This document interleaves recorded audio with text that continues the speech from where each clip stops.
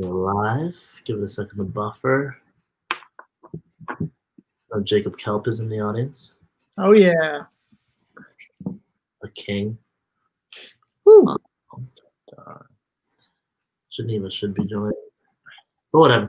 All right. Welcome, everyone. We are back with the same crew. Andrew should be joining on sometime shortly. We're back with Carson and Ethan for the main one. And we'll also have tonight's boot coming on soon. Definitely a lot to talk about there. She will cue us in on what happened on her side. And yeah, we'll get a lot of good information from that. But starting it off, so we are hinted at a tribe swap last episode. This episode, we get that tribe swap, but in a different kind of format. What had happened was they did a challenge. 2 people win from that challenge. They get divided up. They're both safe. And they form 2 new tribes. The other 11, those 2 also get to pick one person to join them to be safe, taking out 4 people from the game. The other 11 form this no-name kind of tribe, merge tribe, whatever you call it, and they all have to go to tribal council. What was your guys' view, straight off the rip, of that 11-person no-name tribe? That was so much fun. That was you told us it was a weird swap, and that was the weirdest and most fun swap idea ever. That twist was insane, and I really loved it. And thought it created a great episode and a great moment, and is going to sow a lot of chaos going forward, which I'm always a fan of. That's the sign of a good production twist. You know, when you provide an opportunity for the players to create drama themselves. Mm-hmm. And when you force them to pick one person to be safe and be on their tribe, what a choice. You know, what a choice they had to make. I think that picking Sean was a great move. As he's coming in, has no allegiances to anybody. You want to be the first person to have that connection with him, swoop him up. But then, of course, what that ends up doing is leaving their own allies in the minority on the tribe. And so it's this opportunity for strategy. It's this opportunity to showcase who you want to keep safe, who you want to work with. And I think that it played out in the most dramatic way it could have. And so I loved it. I loved seeing it. And I think that picking Sean was a good choice. I think that was the only good choice that was made. Let's talk about that. I kind of agree. I wrote down love the Sean pick, and then right afterwards wrote hate the Derek pick. I think picking Derek by Mike there is very interesting. I think there could be good reasons to do that. I don't think he said them. Like, he was just like, it's a sorry for week 1. Like, that's not the right reason. I don't know that was the best move, but I think it's a very interesting one. And I think it's going to, it shaped how people reacted to voting from that no-name 11. And I think it'll play a role going forward as well. It's not what I would have done, though. So I was going to say that I've been in a similar situation where you get to protect somebody and remove their vote. And it's such a crucial decision because at that point in the game, your vote might be more important than that safety. Obviously, it could be a major mistake. You could pick the wrong person, but I think that especially on a tribe with so much uncertainty, it almost like hurt Derek to not be there. Mm-hmm. I agree. So put yourself in the situation of the 4 other remaining Zeleny. After Sean and Derek get picked, it turns into the Maroon 7 that's left, Jack's 5 plus Geneva and Mitch, and then Hannah, Meg, Erica, and Addie. We see straight off Hannah start to cry because she was left out and she was just didn't have her girl or wasn't picked. How would you guys react to not getting picked by your own people that you thought you had? I can see why. Andrew! No, I'm here. What up? I can see why she was devastated. She did say like that her 4 greatest allies were now like not working with her. I don't know how Sean was one of her greatest allies. I just wanted to point that out. He had just joined the game. But other than that, she's right. I can see why she was devastated to not be picked. I can see why she was devastated to not have the like overwhelming numbers that she'd been building up for herself. And obviously, we see later that she had good reason to be concerned. Yeah, I get it. Tough draw, especially tough when people could have done something about it, and you just had to watch it go down, have no control, and end up in the position that she did. Oh yeah. It was insane. This episode, just jaw kept dropping over and over. There were a lot of twists and turns in this, and I didn't really know what was happening until the end, and I loved it. From that decision where you're down to just 4 Zeleny left, it's really hard to not like immediately think, how do I turn on my own group, because I need to save myself. And it's such a tough spot, because if you throw someone under the bus, that gets back to those people, and you're under the bus. It's such a delicate game to balance when you're in a stark minority like that. Mm-hmm. So I thought that was a really interesting predicament, and several ways out of it. It didn't happen, but it was a lot of fun. Andrew, so you just joined. That's what right. would you do on the transition no name 11, and then Mike and Austin picking Sean and Derek and leaving the other 4 Zeleny people out? All right. Well, first, I want to say that I think it was very smart of Austin to pick Sean to save. I'm not sure if you guys already touched on that, but it's a risk because he leaves the other members of Zeleny vulnerable. However, it doesn't expose necessarily who he's closest with, right? So he picks a random, he takes a chance on Sean, potentially adds an ally to his game, and also does not expose who is potentially his number 1 on Zeleny. So big props to Austin on his selection there. I was like a little confused why Mike decided to pick Derek, to be honest. I know like Mike, had that little moment with Derek where he's like, yeah, by the way, like he said that his idol was fake, right? That was the last episode. He had that little moment with Derek, but it still kind of confused me because I thought Mike had closer allegiances to the other. I mean, it was Jack who even said it to Eric, like, yo, like you're good, like Mike is gonna pick you. So it was definitely interesting. I would have been terrified if I was a Zeleny member on the No Name 11 tribe. So, props to Erica for surviving it. I don't really know what Megan and Addie's role on that tribe were at all, to be honest. I'm not sure they have very good inroads whatsoever. But it seemed like both Erica and Hannah were in a precarious spot because they had Jack, who was conveying to both of them that he wanted to work with them, and Hannah just got the short end of the stick, unfortunately. But I want to say I did call this last week, did I not? I said Hannah was fucked in the swap. And I might have been alone on that statement. I don't remember Ethan and Carson. You guys might have to. I think Hannah was Ethan's winner's pick. My winner's pick. Geneva is. But Hannah, I said, was either going 15th or 6th. So this was 14th, and it didn't make sense. So I was like, Sean joined, so you're no, it is 15th. So you're right, Ethan. Oh, I hate being right. So let's talk a little bit about, because this entire episode really revolved around Jack versus Hannah. Let's talk about the first scene. This happened previous to the tribal council. Couldn't fit it all in, but Jack, just to give you guys some context, Jack went over Hannah's place and they literally talked for 4 hours. So that previous vlog where Jack was like, me and Hannah are going to run this game, surprisingly I trust her, was legit.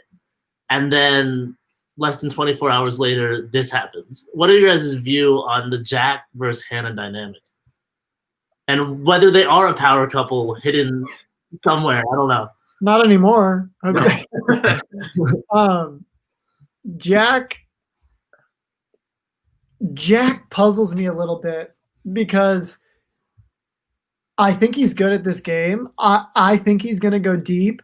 I don't know if everyone in game is as aware of his place within that group of 5 as we are as viewers. I think he might be one of the many, and so I think he has the edit and the intellect to go deep. The other reason I think he could go deep, or he could go soon, is because it doesn't seem like, I don't want to say he doesn't have morals. That sounds a little hard, but he's very willing to do whatever it takes and be like kind of taken with the wind and vote out who he needs to. Where I want to be hesitant on him is making big moves when you don't need to. But I do think that this move this week was a good decision and a great move. I just hope he doesn't catch big move-itis, you know? I think I picked him as my winner pick last week, if I'm correct. So I'm proud of him for the growth that he's showcased. And I think that he has a lot in him. He's clearly still getting a lot of information from a lot of different places. And it was a good thing for him to cut her because she was not only talking to him. He was aware of her capacity as a player. They could have ran this game together.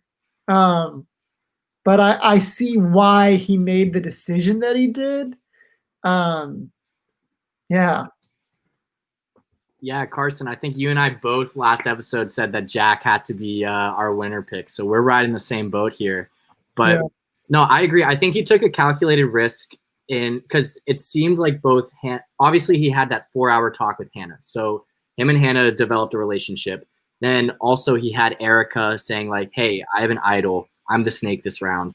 So I think he made a risk he was taking a risk on keeping Erica in the game because he could have probably easily rallied his numbers to take out a player that has an idol, take out the snake, get a clue to an idol.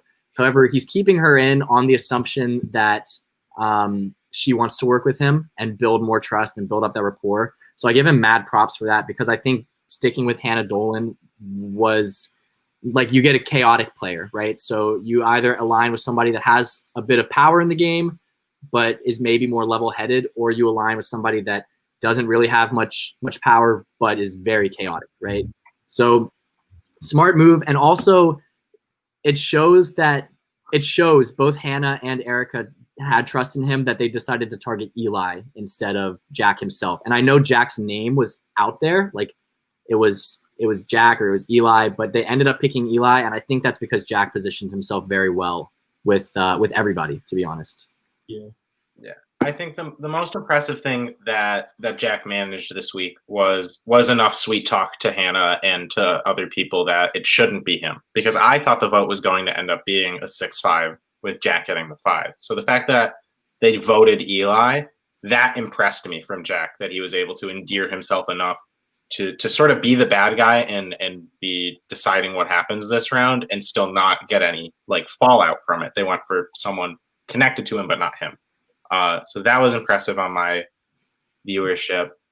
I am devastated, and I'll keep talking about it as we go. But I don't know that voting Hannah was the best thing out for Erica. I think this episode sets her up for big things as much as it sets Jack up for big things. So did Erica vote Hannah? Mm-hmm. Yeah. Oh, I totally didn't catch that. Yeah, Erica was the first. So and Geneva voted Eli. Geneva and Mitch both did. Yeah. Wow, I did not watch the votes back, and I just assumed that Mitch didn't flip. No, it was. Oh, okay. That changes a lot. I didn't realize that. Wow. So let's pose that question before we let her in. Do you think Erica joining that side, I guess, and taking out Hannah was the right move, or should she have gone Eli and then let them battle it out for another week? So Jacob mentioned it as the comments as we were going along. I agree. I think Erica should have voted out Eli and let Hannah and Jack be these two crazy clashing figureheads in whatever swap tribes they end up in and a merge setting, whatever goes down, because she can be the right-hand man to either of them. Whichever side wins will take her up. So I think that was a good position, and I didn't like her voting out Hannah here, as much chaos as Hannah brings. But I don't know. It makes me sad. So I think I actually disagree. I think that Erica voting out Hannah was maybe the better move than voting out Eli, simply because Jack had shown Erica those text messages of Hannah saying, like, look, I'm cool with voting Erica. Like, just do what you guys have to do. I'm fine with it. And so, like, when she sees these messages, obviously, and I think Megan had said maybe a similar thing to, like, Megan met up with Mitch and said a similar thing, like, yeah, I'm fine with voting out Erica, whatever it was. But, you know, when Erica sees these messages, presumably she loses trust with the girls from her original tribe. If she votes out Eli, then she doesn't have trust with Jack anymore either. And then she's in a position of, okay, who can I trust, right? Like, I know the girls were willing to vote me out, and yeah, they ended up voting out Eli, but they offered me as bait if it was there, right? So obviously there's some trust left under the table. And if she votes out Eli, then Jack has no reason to trust her either. And she had already told Jack that she has an idol and the snake advantage. So Jack could go around and be like, look, Erica's got a ton of power. She's a huge threat. We got to get her out, or at least bait the idol out. So I think it was a smart move, but super, super tough to have to make. I kind of agree with you, Andrew, because they know that they're getting split into two tribes. And I think that it's really important when you're going into a swap to have pissed off the least amount of people as possible. And I think that she handled it in a way that she's relatively blameless going into this swap. Like, she did what she had to do. And based on the things that she'd been told, etc., I don't envision her name coming up immediately. And that's why I think she made the right move. Whereas I think if she'd voted out Eli, she would have been in, like, imminent danger going into this swap had things gone bad. Whereas I don't think she's on the top of anybody's list right now because they kind of understand why she did what she did. That's my perspective. Fair. I do want to throw this in there to see your guys' thoughts before we add Hannah in. So we kind of get a brief glimpse that Jack is close with Austin. Last episode, we saw that Andrew was talking to Mike. And we knew from before the freshman three, Mike, Erica, and Austin. Do you think Jack's five, whatever they are, those three, as Jack puts it, and Austin puts it, do you think they could merge to be a strong 8 after the reflection from this vote? 8's too big a number for anything. 8's never going to last more than a round at most. To go into 8. Foolish. I disagree. 8's my magic number. I thought 12 was your magic number. Carson had everyone in the merge thinking he was with him. I know. Carson is a man of diplomacy. Everyone is around him. But anyone who was on Survivor Northwestern Season 1 would tell you that 8's a magic number. I don't know. I think 8 is too big. It's too easy to think you have a huge group of people still. Like, you could have 5 really, really convinced, and then other 3 are just like, I'm not feeling it anymore. Like, 8 can fall apart so quickly just because it is so big. Which I know sounds like counterintuitive, but there's a lot of ideas. So if anything takes off, that's how it fractures. All right. So we'll get Mike's defense in a bit. I told him to type it in because I want only Boots on this after show. Speaking of Boots, probably she deserves her fair welcome. Probably one of the most iconic Survivor Syracuse and Survivor College players to ever grace the show. We saw her with her fake idols. We saw her with her 3-hour vlogs. On day -2, planting the On day -2 weeks, actually, planting the fake idols. Who knows? They're still out there. There could be more. I hope so. But, so Some poor pledge stumbles onto one in the snow. Oh yeah, she unfortunately got out this week. So we have Hannah to voice her thoughts. Welcome, Hannah. Hi, everybody. Thank you for Welcome. having me. Hi, Good Hannah. vibes going into tonight. Good vibes only. I'm considering what happened. Right. But I'm so happy to finally be here and congratulate Ethan on a prediction. Congratulations, Ethan. I didn't want to be right. I know it sucks, but happy. I don't know. It's cool. It's cool watching the recap every week. Mhm. So, what are you guys curious about? I'm from a host perspective. We'll get to this week, but what in your mind thought that planting 20 fake idols or fake idol clues was a smart idea? Well, so keep in mind that like these idols, they did look they looked legit for the most They look better than mine. with the exception that they were not the little tiki guys, which it wasn't shown. Who knows if it'll be shown again, but it didn't really come into play. But I bought after seeing Erica's real idols, I went on Amazon and bought the ones that the show uses, so there would have been more. But something, I don't know, I just thought it would be something fun. In my interview, I was like, wait, could someone hypothetically like plant fake idols and lead people to fake idols? Yeah, this was my first live game. I don't know of orgs at this point.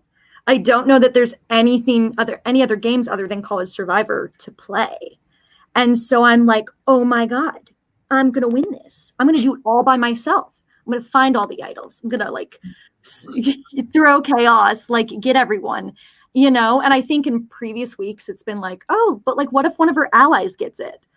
For me, it was like, it's chaos and it's all fun until we get there. And then we figure it out once we get there. I think...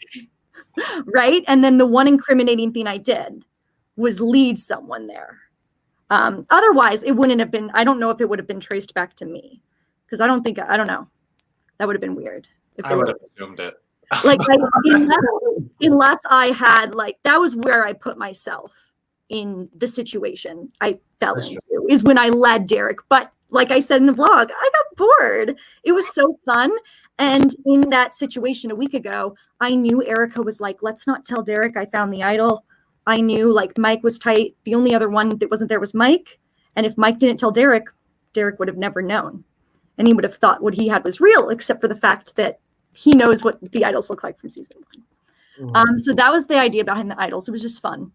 And a fake idol was used, but it was Nissan's on Daisy, and that was crazy.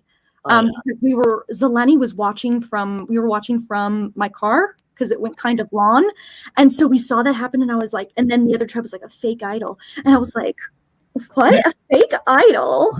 What do you mean? And then I saw it wasn't mine, and I was like, that's weird, that's suspicious.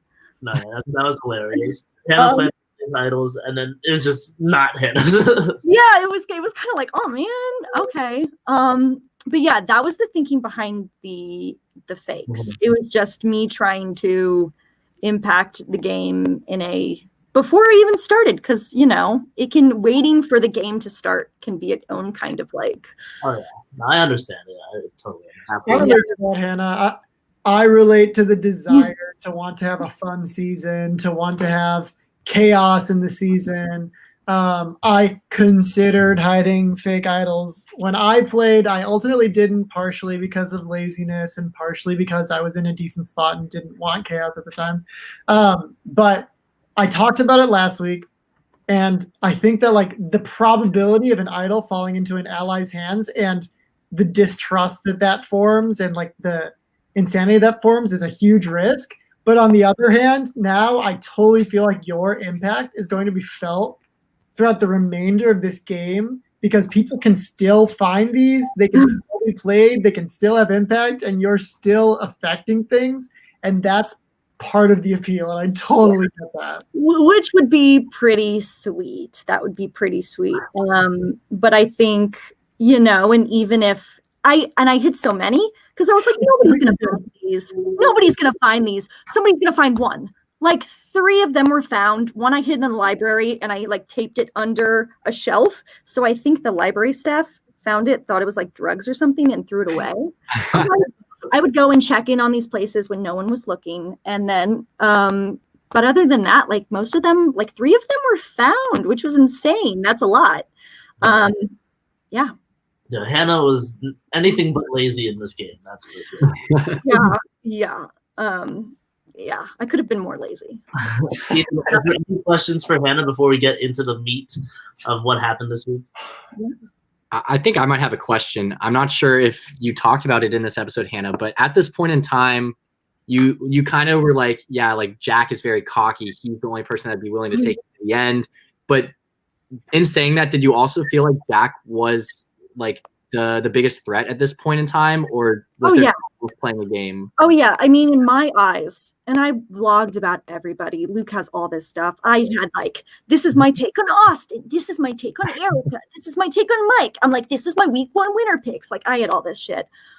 So when it came to Jack, I was like, well, like he is the only other super fan I know of. Like him and me try to help out for production for season 1, because we were like, let's let Luke get to know us.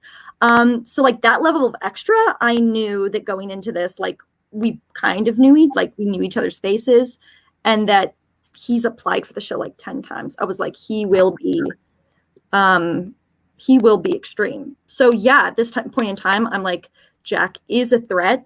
But also, I was getting pretty, because you have to keep in mind, at this point, I don't know the level of distrust the freshmen 3 have for me. I think that my damage control week 1 was successful.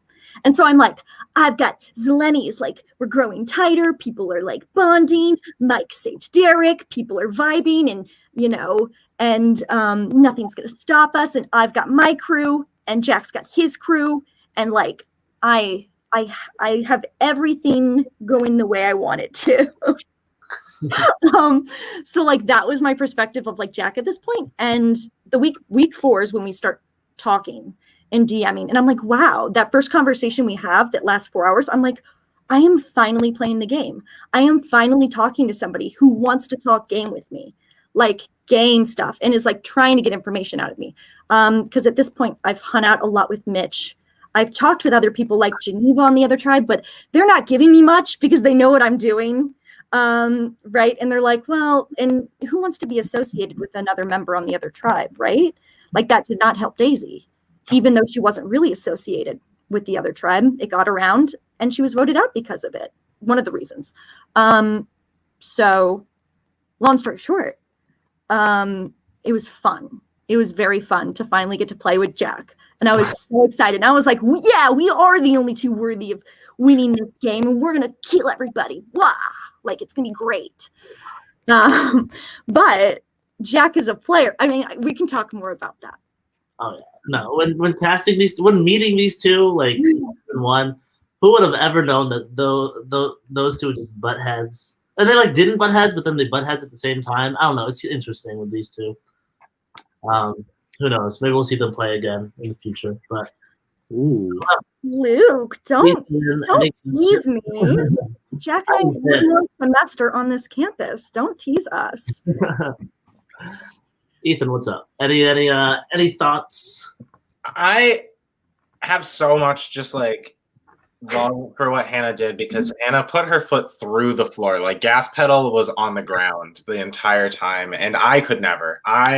My ideal game of Survivor from like a player's perspective is the most boring shit in the world. I want tiny majorities and just working my way down it. Everyone's like, Ethan's like a nice saltine, like, he's a good cracker, but like no one's worried about him. And then you get to the end, they're like, damn, that cracker's been in every bowl of soup. That's how I want to get through this game. So the fact that for his final speech, we didn't get there. So this was my first game, and I was like, you know what? I'm going to play hard, because if I play hard, I'll have no regrets. I'll know that I played at my 100%. All I could do was my best, and I did it. Now, do I feel the same in like looking back? I don't know, but I don't like the idea like, oh, like you played too hard. It's I think it's like there are mistakes I made that are a side effect of getting too excited, of getting too confident, of getting too comfy. But I think everyone should be inspired to, for one, like something I do in my games, which might get me in trouble, is I try to talk to everybody, at least a little bit. In this season, I try to talk to people and they never replied, right? Or they don't friend other people on their tribe on Instagram, or just there's people that just don't talk to people in our season. And so with that, that's just not how I played. So it looked very, very extra because I wanted to emulate if we were playing real Survivor, if we were on an island, like I talked to everybody. I didn't see it as extra, but if everyone else, everybody on the real island has a murder board. Yeah, with well, they do it in the sand, but obviously that was extra, Carson. I will give you that. But like, I don't know. I was like, I'm going to raise the bar and everyone should rise to it. But you have to read the room and you have to read the cast. And my cast was not there for it. Well, you can make as good a sales pitch as you want. It just has to be to the right buyers. And I think that's, you made a lot of pitches, but they were not to the right people was where it went wrong. I think you provided a valuable energy to the pre-merge of this season. And like I said, I think your impact is going to be felt throughout. And so I do think you should be very proud of the game that you played. And I'm happy to know that you're still playing. I'm hoping somebody at like Final Five finds one of your fakes just out there, and they play that fake that was planted like 3 months ago, and it will be Hannah Dolan from Beyond the Pre-Merge Grave. Beyond the Grave. That would be incredible. Just what a chef's kiss moment from like a production point of view, where it's just like the absolute, just like batshit craziest thing possible just happened, and we didn't have to do a thing to earn it. Like, it just came out of nowhere. That would be amazing. I guess a question I have for Hannah for this specific vote, like, did you ever think that Erica was going to flip? I was sus. I mean, even Erica at the tribal, she's like, Hannah, you know, she saved me week 1 and she told me the vote. And I'm like, that's suspicious. That's weird. Why is she, right? I know that, like, I knew something was up with her. What I didn't know is I knew that her, Mike, and Austin were tight. And I thought, Austin is good with me. I've spent so much time with Austin. I'm good with Mike and Derek. But so I had faith in Austin. And in that, I didn't realize, like, I thought, right? Because if they were sticking together and I was still really with them, there was no way she would have flipped. Because in flipping on me, it'd be flipping on Zeleny and flipping on those two. But they weren't even on the Hannah train. So it was, and that was something I learned months later, is that they were never, and it's tough because I spent a lot of time with these people. I drove these people a lot of places. But I had a lot of, and it's not like I flipped week 1. What the smart player should have done is I should have voted out Mike week 2 or Erica week 2, just going along with that 5 that was created rather than pulling them in on the vote. Right? I should have just voted one of them out, but I didn't have the heart to. I just wanted to be friends with everyone. And playing the middleman was not what was going to get me far this season. Yeah, there are certainly times to, like, be clear about where you stand, and there are certainly times where it's beneficial to be in the middle. And I think that it was just kind of unfortunate circumstances that got to.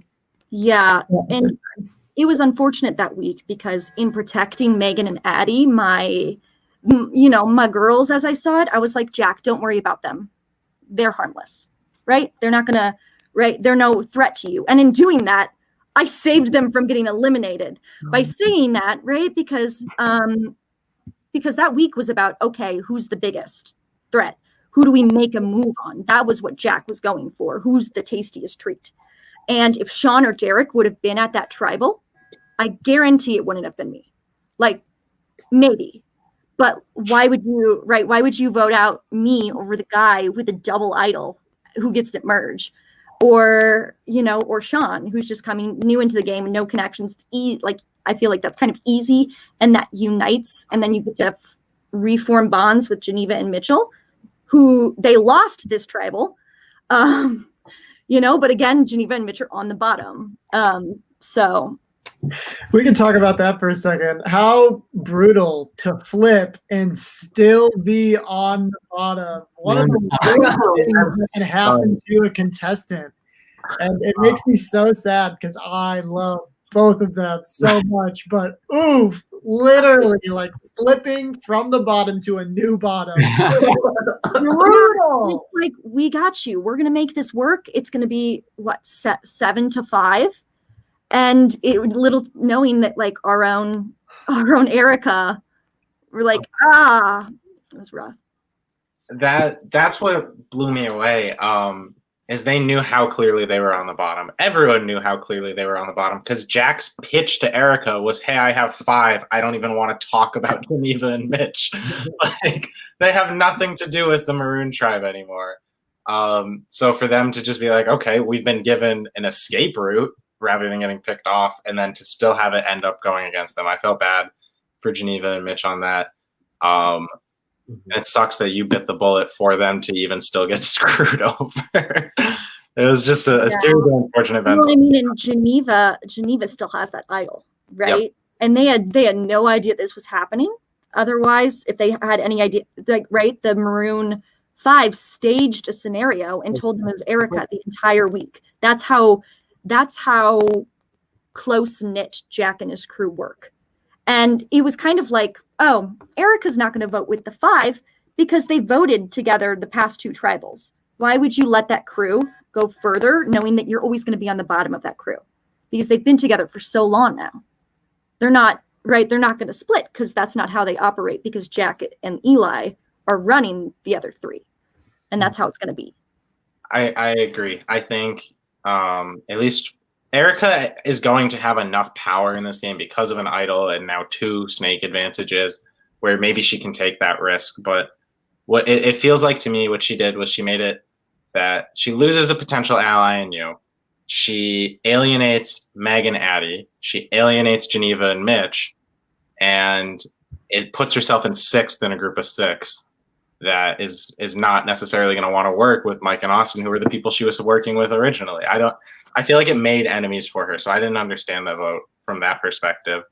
But I don't know. She has enough stuff, especially with an extra snake advantage, where she can make something happen. I'm still blown away by what's going to happen next, because this season's been crazy. It's not over. It's not over. That's for sure. It is. Wow. Yeah. And then during the week, so I'll share some more about Jack. So the way Jack operates is, and everyone everyone who's talked to him can tell you this, like, he's a little one of those gaslighty players.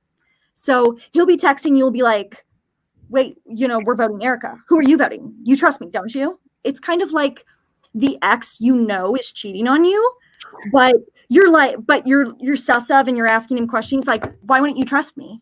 But and it's that like, and the vote. So that week, and the past weeks, I knew I was on thin ice with Erica. And so I'm like, what do you guys want to do? What do you want to do? Because I am not in charge. I am not smart, as I have led you to believe. So I was like, why don't we vote out one of the girls? Right? We don't need to vote out Eli or Jack this week. We can take out one of their numbers, and there's 4, not 5, and that's a win. Erica and Addie come to me and they're like, let's vote out Jack. Now is the week. And I'm like, okay. Not knowing that I'm being incriminated, right? And they're sending those messages or whatever and telling Jack that I'm coming for him when they are saying the name. And then the night before the vote, Mitchell and Geneva come to us, the four Zeleny girls. and are like, we will vote with you if we vote Eli. It has to be Eli. We think this, and this for Eli. And we're like, okay. So that's how the vote became Eli. It was really Geneva and Mitchell. I always wanted to do like Summer didn't talk to me. So I always wanted to do a Summer or like an Andrew or someone that would never have an idol played on them. Like in that alliance, someone that you wouldn't expect to get votes. And that's how it ended up being Eli and me. Tragic. So crazy. Yeah. So crazy. Very crazy. Oof. This is random, but I was scrolling through my TikTok For You page today, and Summer's TikTok randomly showed up on my For You page. This is true. One of Summer's TikToks went viral, I think. I was like, what the fuck? Why is, like, I recognize this girl, and then I saw her name was Summer, and I was like, no way. Like, I'm literally watching her season right now. But yeah, I think, Hannah, I agree with you. I think maybe if you guys were able to have it go on Andrew or Summer, that might have been better. But obviously, Mitch, you guys are counting hard on Mitch and Geneva, and what they say, you guys kind of have to roll with. You can't really veer from what they. That was it, because at this point, even though the other side, was like, "Oh, does she have an idol?" Like, I didn't have an idol. I didn't know at this time that Geneva had an idol. No one really did. Mitch knew all along, but when you don't know you're getting the votes, you can't. And putting the votes on Erica, or assuming, right, being like, Erica, the votes are going to go on you, and saying that lightly is because she is an idol. Like, if we're a team, like, you're the only one that can defend yourself. If it goes on the rest of us, we're done. Are you okay with that happening and losing a number when you could use your idol and this could all be over if you just get the votes and block them? And then boom, we're like out of this mess. But it didn't work like that. Yeah. Oh man. What fatal episode this is. Does anyone have anything else to say before we leave Hannah? It's a note for more than just Hannah, but watching that challenge, some people need to do more. Survivor is going to have physical challenges, and the running was not it. I will tell you, my thing is endurance challenges. I will hold my arm above my head, hold on to a thing, keep my hand somewhere for hours, like hours. I'm definitely more of a mental. So the running, worst nightmare. You saw the confessional. It was a little blurry, but I was like, I suck. I'm going to go home this week. Blah, blah, blah. Like, yeah. Yeah, it's tough. Hopefully you'll be back for a future Survivor season. Yeah. That would be. Maybe put in a good word with our host. I know we're putting in our pitch right now. Yeah. It might not be in my hands anyway, so I don't know. Well, all right, well, send your tape out to CBS then, Hannah. Please do. I would very much appreciate it. Something else I will say about the challenge is that we had one person that came with like a humongous hangover, and they timed out. One person had the flu. We had pneumonia boy Jack, who has been this whole season, looks like he's on death row because he's still getting over pneumonia. So we had a bunch of Syracuse. Syracuse. Some people were not at their best, is all I have to say. They've had better days. Seasons are so hard. Well, yeah, it's tough. Gotta love the Syracuse weather. Can only do too much, but it gets stalled for season 3. What time were you guys filming this? This is like January. So this tribal was like February 8th. Okay. Of this past year? Of this past year of 2020. Oh, interesting. Oh, props on the turnaround. Yeah, no freaking. Yeah, we have a better turnaround than some other colleges. No shade. But, for real. All right. So with that said, Hannah, you were a icon in this season. I think everyone can attest to that. We'll definitely miss your presence, but definitely will still be there, floating in the episodes, I assure you. And yeah, we hope to see more of you somewhere. Yes, thank you all. Have a great night. Thank you, Hannah. Bye. Nice to meet you, Hannah. There's Hannah. Something. So I guess since we're getting up there in time, where does that lead the rest of us? Where does that lead Erica? Where does that lead Meg and Addie now? Geneva and Mitch? We see that we're heading into a more traditional tribe swap. Where does that leave Mike or Austin? Does Jack rise to a dictatorship? Well, what do you guys think? Yes, I do think so. Jack rises to dictatorship, but also it's so dependent on how the swap turns out. It's such a big question mark for these players as viewers. Who's going to get the bad swap? Who's going to get the good swap? We really don't know. But I do think that Jack's in a powerful position. I hope that he can keep that to himself and other people don't catch on that he's been pulling the strings and getting the information that he is. Yeah, this swap could also be a breath of fresh air for people if they end up in a good position. You know, Geneva could use one. Mitch could use one. They've been in the minority, 2 different minorities 2 weeks in a row. So, They voted in the wrong every time now. really tough. You can't do that to the man, Mitch. I feel bad. A big shout out to my influence of putting Mitch he can dunk in the bio. No way he can dunk, man. No Chirons this time. Fucking was it Eli in the bathrobe too? Yeah, I was like, I was thinking it as well. In the bathroom. All right, wait. Are you saying that Mitch pulls up to the gyms in Syracuse and can dunk on the basketball? Trust me, this man can dunk. He can fly. He is a phenom. He's He's not even tall. I'm like looking at the cast.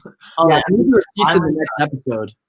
He's a beast. He's an absolute beast. If he like, because we can't really do that many like physical challenges in the winter season. If he played in like a spring season, my God, that man, insane. Yeah, Mitch. Only. Love Mitch. We love Mitch. Mitch fan club. This is a Mitch fan club. From what I saw in our game of Mitch, I knew it wasn't what he was going to do on this show. I'm hopeful that he can vote right at least once before he goes. I love that he's with Geneva. I think she's an awesome person to have as a number 1 in this game. I just wish he had a number 2 because he doesn't. I wish we had 7 more people. Right. Geneva and Mitch, I think, are excellent, and I hope that they find footing in this swap. It's going to be, is it like a random swap, like a normal swap for the rest of these people, or is there some sort of, I guess we won't know until the episode. It's a normal swap, but we have to remember that Erica has that tribe swap. Yeah, Erica gets to decide how the swap lays out, essentially. She gets to decide. She can either stack it or balance whatever she wants to do and determine which alliance she's really running with. Mm-hmm. So she has a lot to say going forward. She's a lot of power. Very powerful position to be in because not only do you get to decide who you want to work with, you get to decide who you potentially want to vote out if you like put yourself in a good numbers position, and you get to build dynamics which are going to grow and foster and be present and merge. It's a huge advantage.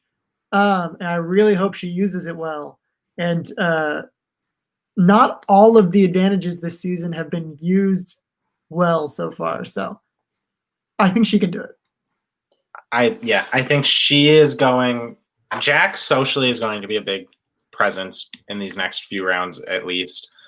Erica, I think, is also going to take a huge social role, and it's partially because she has all of this game power sitting in her pockets. I think there's going to be a lot of arcs that she touches in these next few weeks, and I'm excited to see how it stretches deep into the game, because I think it will.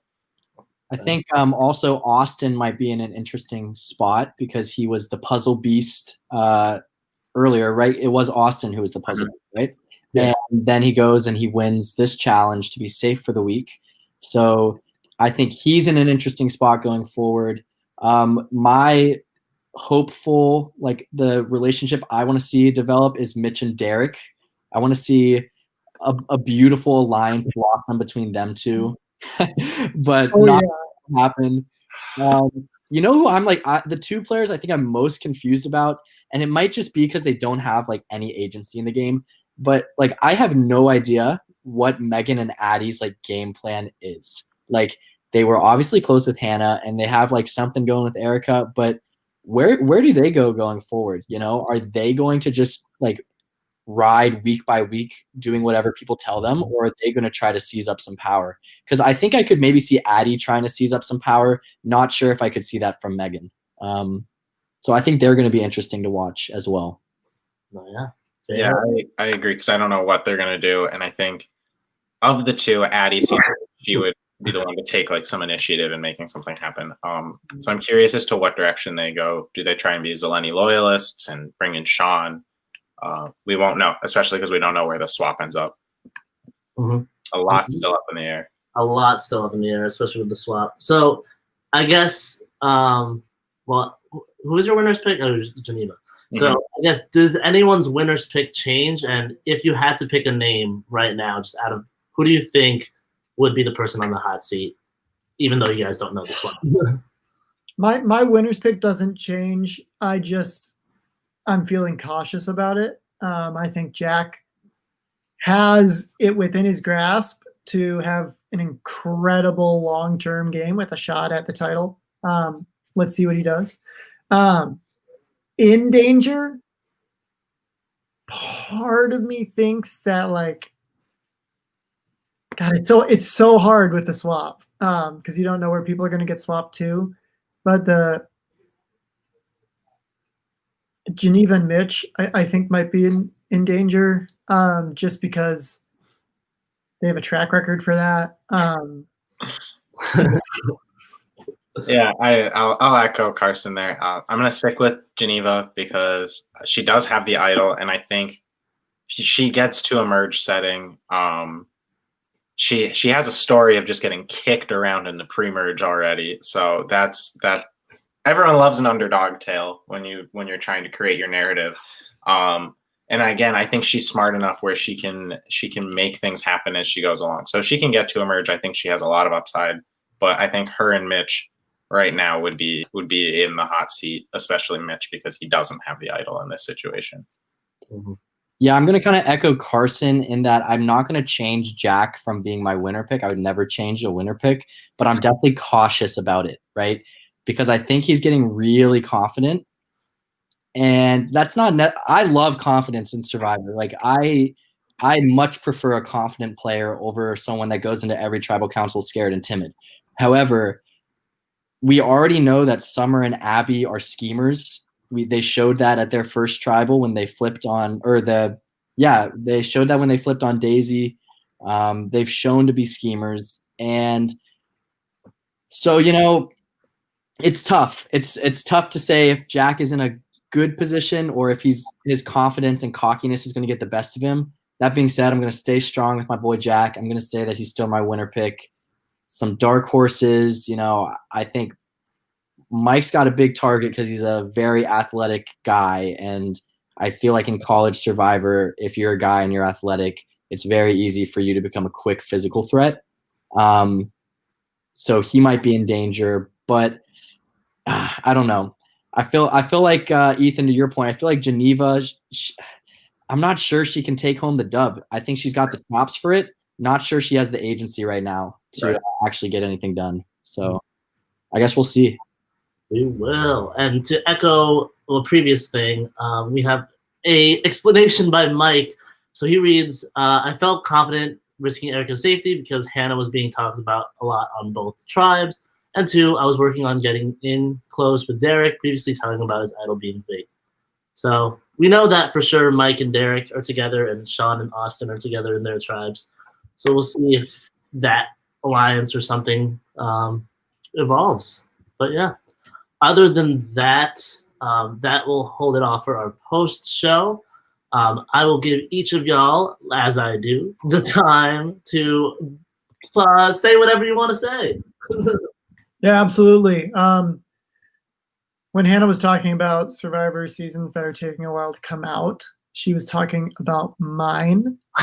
We currently have And a big part of that is because it was a one-man project when I competed. We've expanded, but Chase Reed, he did everything by himself. He's currently working on editing season 1. We're trying to help him out, but I can't edit the season. I was on it. So it should be coming out next fall. And we're hoping to follow it immediately with season 2. Have 2 back-to-back seasons. That's going to be super fun. They were both great seasons. So that you don't miss it, make sure to follow us at Survivor Northwestern on Facebook and at Survivor Northwestern on Instagram. Oh, yeah. Oh, yeah. Y'all remember Chase. All right. Well, I will plug Survivor at UVA here. Our season, Survivor UVA Wahoo Warriors, which is actually our 4th season because seasons 2 and 3 are not out. Anyways, that is currently airing. We had an episode last night. We are in the season. We're now at Final 8. It's a riveting season. I really suggest watching it if you are a fan of college survivors. If not, that's okay too. Otherwise, yeah, Survivor at UVA on Instagram, Survivor at UVA on YouTube. Life going good, you know. UVA is currently we're just wrapping up our 8th season. So similarly, we are behind on our editing, but who cares? Editing is something else. And if you do not watch College Survivor, not removed from the stream, shit. Still watch UVA. It's a banging season. Absolutely. Without banging seasons, we have Ethan. Thank you. Definitely give Northwestern a follow, UVA a look as well. But while you're at it, check out Survivor UConn. There's the thing. At survivor.uconn on Instagram, Survivor UConn on YouTube, Survivor UConn on Facebook. We just had our merge on our episode that just aired this past Tuesday. We have an amazing double episode coming out next Tuesday. It's a crazy season. A lot has happened, and a lot more is coming right around the corner. I'm so hyped for everyone to get to see what happened because it was breathtaking to be there when it happened, and I'm having so much fun rewatching it. So for those of you who haven't seen it, check it out because it is a sick season 2, and we are really proud of it, and it's definitely worth a watch. I love it. I love it. All right. So next week we'll be back on. We're taking a hiatus on Thanksgiving. So we'll be back on next Friday with a new cast of post-show people. But this same crew will definitely be back on later on in the season. Love these guys. You can invite me. I'll keep coming. Talking with these guys. So they'll be back on. But with that said, thank you everyone who's watching. Next Friday we'll be back on. And thank y'all. Stay safe and healthy, everyone. Yeah, do your best.